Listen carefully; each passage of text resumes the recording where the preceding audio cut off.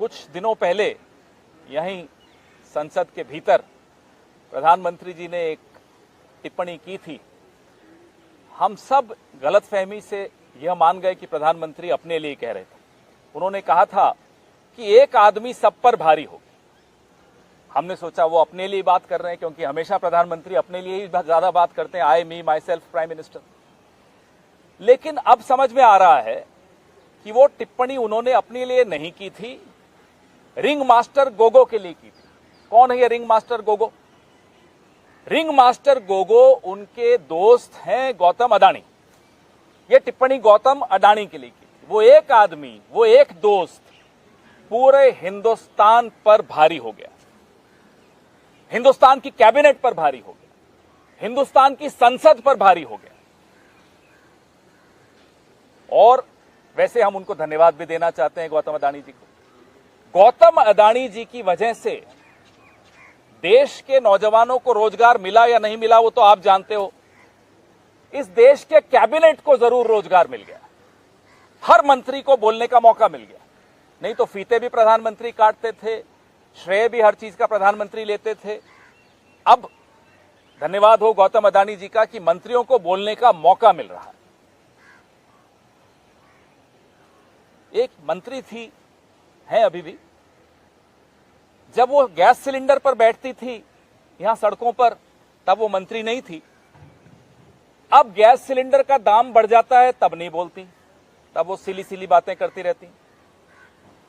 गौतम अडानी पर जो ही बात आई उन्होंने भी कल प्रेस वार्ता की। कानून मंत्री, कानून के अलावा हर चीज पर बोलेंगे। आज उन्होंने भी मुंह खोला। तब नहीं मुंह खोला था जब उनके अपने राज्य में चीन घुसता चला आ रहा था। एक गांव बसा दिया चीन ने उनके राज्य में, तब नहीं बोले थे। आज वो भी बोले।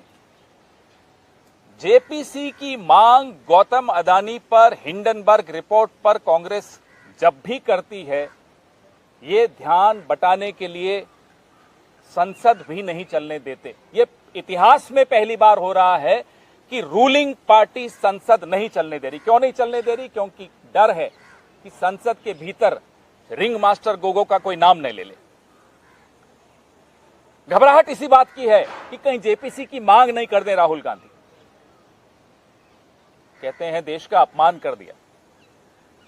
याद है अरुण जेटली जी कहते थे भाई बाहर अगर प्राइम मिनिस्टर ने कुछ बोला है देश के लिए तो क्या गैग ऑर्डर है, क्यों नहीं बोलेंगे कि 60 साल में कुछ नहीं हुआ। ये अरुण जेटली जी कहा करते।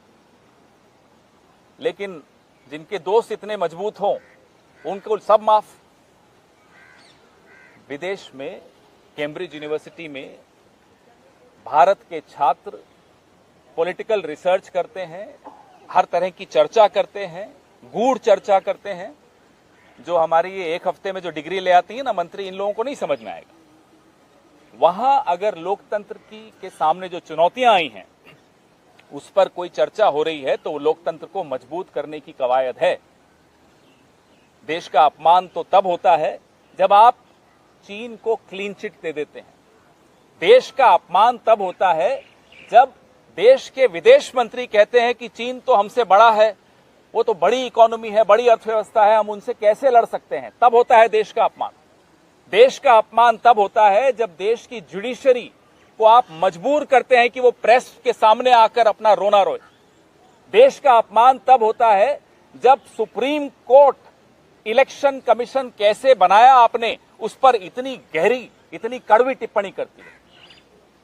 तब आपको देश का अपमान नहीं लगा कि आपकी जो करतूतें हैं उससे कैसे अपमानित हो रहा है देश। आपको याद है अभी कुछ ही दिन पहले इलेक्शन कमिश्नर को आपने कैसे नियुक्त किया, उस पर सुप्रीम कोर्ट ने सरकार को अच्छी तरह से जली कटी सुनाई। तो लोकतंत्र को मजबूत करने की अगर कोई कवायद करता है तो इन्हें बड़ी परेशानी होती है। कांग्रेस पार्टी ने इस देश को जो ये कानून है आज बहुत संघर्षों के बाद दिया, बहुत बलिदानों के बाद दिया। स्वतंत्रता से पहले के बलिदान, स्वतंत्रता के बाद के बलिदान। ये हमें कहते हैं कि जाइए लंदन में झाड़ू लगाइए, वहां माफी मांगिए। ये काम तो आपका था, आप ही करते थे। जब अंग्रेजों का राज था तब यही कर रहे होते थे आप। माफी भी मांगते थे, चिट्ठी भी लिखते थे। झुक झुक कर सलाम भी करते थे, उनके साथ मिलकर भारत छोड़ो आंदोलन को दबाते भी थे, लिखते थे कि साहब ये आंदोलन कैसे दबाया जाए, हम आपकी सहायता करने को तैयार हैं। नेताजी सुभाष चंद्र बोस आईएनए बना रहे थे, ये आईएनए का कैसे मुकाबला करें उसके लिए पूरा एक रिक्रूटमेंट ड्राइव करते थे। तो इनका इतिहास ये थोड़े बदल पाएंगे। इसलिए हमारी जो जेपीसी की मांग है, इनके परम मित्र के बारे में, अदानी जी के बारे में, उस मांग पर कोई समझौता नहीं हो सकता। हम ये मांग दोहराते रहेंगे। ये कितना ही विषय से भटकाएं आपको, हम नहीं भटकने वाले। अदानी जी पर, हिंडनबर्ग रिपोर्ट पर जेपीसी का गठन होना चाहिए, ये आवश्यक है। इस देश का एक एक नागरिक चाहता है। इस देश में जो आज बेरोजगारी है, महंगाई है, जो कब्जा है प्रधानमंत्री के दोस्त का संसाधनों पर, उस पे देश को एक जवाब चाहिए और वो जवाब जेपीसी के माध्यम से ही मिल सकता है। कांग्रेस पार्टी इस पे कतई कोई समझौता नहीं करेगी। भले कितने ही मंत्री अपना रोजगार पालें, अगले कुछ दिनों में रोज एक प्रेस वार्ता होगी। क्यों नहीं चलने देते संसद? क्यों नहीं उस पर चर्चा होती? क्यों अदानी जी का नाम आते ही एक्सपंज कर दिया जाता है? आपको याद है, अभी तो सिर्फ राहुल गांधी जी ने वो बोला कि माइक्स ऑफ कर दिए जाते हैं। किसान कानून कैसे पास किए थे राज्यसभा में, कैमरे तक ऑफ हो गए थे।